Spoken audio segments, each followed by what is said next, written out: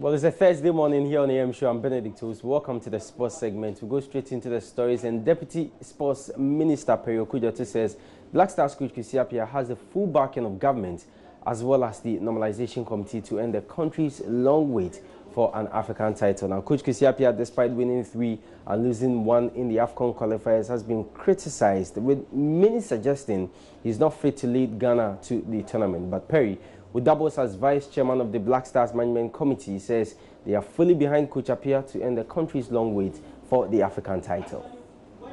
Yes, Coach Kwesi Appiah has a full backing of the Management Committee, has a full backing of the Ministry and the Ghana Football Association Normalization Committee. If he didn't have the full support and backing of these bodies, I'm not sure he'll be where he is. So he does have the backing of all these bodies, and we're doing whatever it takes to make sure that he gets what he wants in terms of the logistics that he needs to be able to succeed.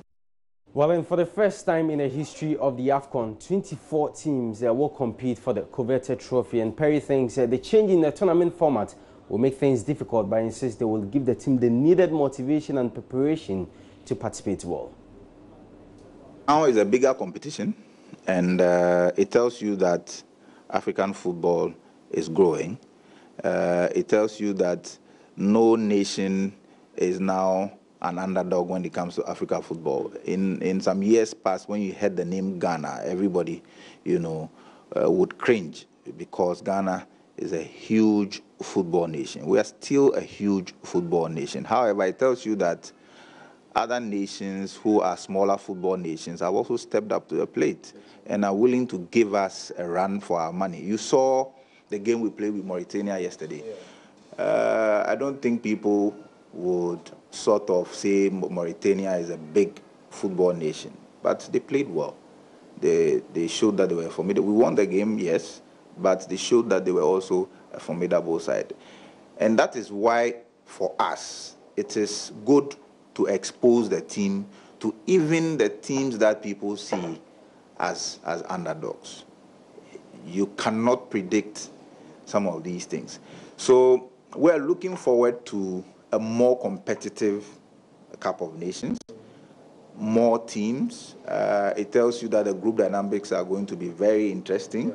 And that is why, for us, Saturday's game was really important to put us in pole position in terms of the nuances of how the groups will be put together. Because if we had not won that game, it meant that we're not going to be in pole position when it comes to the group dynamics. So we're very happy that at least, whatever it took, we won Saturday's game, and are looking forward to the draw to see what nations are going to be in the different groups, and most especially in our group, and how we would fare in the first round and beyond towards clinching the trophy.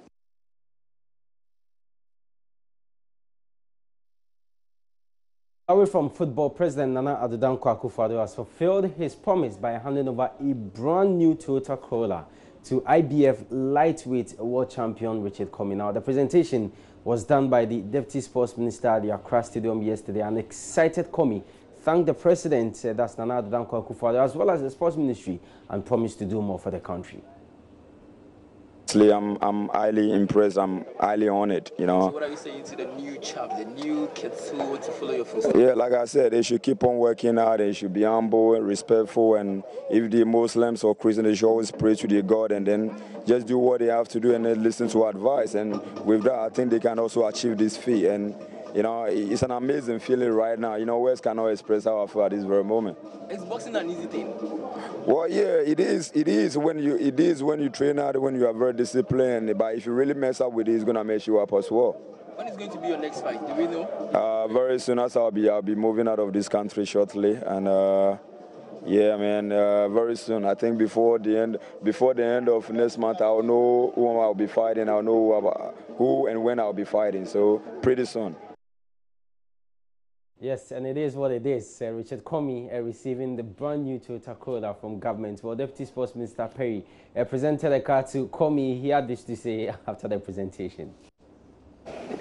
This is a gesture to him to prove to the nation that one of the most foremost sporting disciplines, which is boxing, that has seen our young people produce champions year in, year out for so many decades in Ghana, is not forgotten. And that government recognizes the role boxing plays in sports in Ghana. And we are doing this to urge others who are interested in competing in various disciplines of sports, so that we can continue to produce more and more champions, and not just in boxing, but other disciplines that we have in Ghana. Well, away from boxing, it's going to be a busy month of April for table tennis in Ghana, as the country is getting ready to host two major international table tennis federation tournaments. Now, the World Junior Circuit and African Junior and Cadet Championship will take place in Accra from April 1 to 5, as well as April 7 to 13. And President of the Ghana Table Tennis Federation, Marco Afejini, says Ghana is ready to host the rest of the world. From the 1st to the 6th, we have the World Juniors Championship in Ghana. What it means is that the whole world is coming to Ghana to play the table tennis version of the, you can call it a FIFA World Cup, but this is the table tennis version. And we have various teams competing at the various age categories. Under 12, under 15, under 18, and under 18 for the World Juniors Championship. It will be played at the Buko Trust Emporium. And it's an excellent venue. We encourage everybody to be there, pick up, make the time, come. It starts from 9 in the morning, from Monday all the way to the 6th. That's for the World Juniors Championship. Now, on the 6th, we have the International Table Tennis Day. To celebrate this year, we're doing something very unique and different in Ghana. We're having the Celebrity Open. And so anybody who is a celebrity, and we're all celebrities in our homes, right? So we are all invited to be there. Come and play with all the stars, all the people you want to see. It's an open championship. You just register and you play. And that gives us a break. From the 7th, we have the African Continental Championships. It's also a juniors championship. Now, what's different with the African Continental Championships is that it's not just under 12, under 15, and under 18, but you also have the under 21 in addition. And so there is the African Continental Championships, that's from the 7th to the 13th. And then after that, we'll have the West African Regional Hopes Competition, which is a training program for the young kids. And so it's going to be an intensive table tennis month, and we believe that it should be the spark that should move table tennis, should move the dial of table tennis from where it currently is now, which is pretty okay, to a more excellent level. So this week is the last week for preparation. From Monday, we hit the table tennis month, and it's taking us throughout the whole of. All right, so Marco Afejini is chairman of the Table Tennis Federation. Now, Joy Sports visited some of the table tennis players at the Accra Stadium, that's the DJ Hatramani Hall, to observe their training going into the championship. Here are the views of some of the young table tennis players. Are you ready for the championship?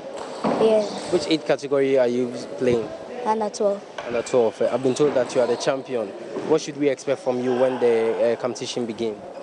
I want you to expect from me a medal. I want to be part of the medal stage. I want to win medal for Ghana. And you think that you have the best of preparations to win medals for us? Yes, I have the best preparations to win medal for us. I'm just putting in my best in training, and then when I get to the tournaments too, I'll do my best to win something. I'm yet to know what's coming for me. So what has been your highest rating so far, like in terms of performance, ever since I played tennis? Like any medals you've won or? Oh, I've won some bronzes, silvers, and then gold, playing from regionals to my school, and then finally I'm playing for Ghana as well. So what is the future for tennis for ladies like you? So there's Mama, interacting some of the table tennis players. So it's happening in the month of April. We'll be there at the Bukom Boxing Arena to bring you everything that will happen. But behind me is the report card. So we are looking at the 11 players, the most impressive in the 2 games that Ghana played. So I'm referring to the 2 games, that's the Africa Cup of Nations final qualifier against Kenya and then the friendly against Mauritania. I know Coach Kwesi Appiah named a 24-man team, and all the players that were named that got the opportunity to play in those 2 games. That's the first game. Those that didn't play in the first game against Kenya all had a chance to play in the final game. So we've put in together the players that we feel at Joy Sports that really impressed and should be part of the Africa Cup of Nations squad. So it will be on your screen, but yes, so there you go on your screen. So the report card, the 11 players most impressive players that's versus Kenya and Mauritania. So the goalkeepers, we're looking at Richard Ofori, Felix Ado. No way Richard Ofori, Felix Ado shouldn't make the Africa Cup of Nations squad. Looking at the ratings, Richard Ofori had 8 and Felix Ado 6.5. Defenders as well, we are looking at Joseph Edu and then Lumo Agbenyano. Joseph Edu is a centre back, Lumo is a left back, and then Kasim Nuhu also a centre back. So 7 in terms of the ratings for Joseph Edu and 7.5 for Nuhu Kasim, and Lumo Agbenyano had 8. Midfielders, we are looking at Christian Achu, when tactically disciplined, one of Ghana's most dangerous, should be more direct. He had 7 in terms of the ratings, and Thomas Partey, of course, took things in stride, but his class is obvious. Ghana's metronomy, he had 8. Alfred Duncan should be there. He had 6, as well as Mubarak Wakasu with 9 out of 10. And we gave Caleb Kuban 10 over 10, 100%. He scored 2 goals, and he's proving that he could actually understudy Asamoah Gyan. He scored a goal in the game against Kenya, as well as the game against Mauritania, and Jordan Ayew 6.5. So these are the 11 players that, for us, we think should be part of Coach Kwesi Appiah's team for the AFCON by virtue of their performance in the games against Kenya and Mauritania. We are not talking about their club performance. We are looking at their performance in those 2 games, the Kenya game and the Mauritania game. There will be more of this and other infographics as we go through in terms of our preparations towards the Africa Cup of Nations and other stories. I'm Benedict Osu. Thanks so much for accompanying this morning.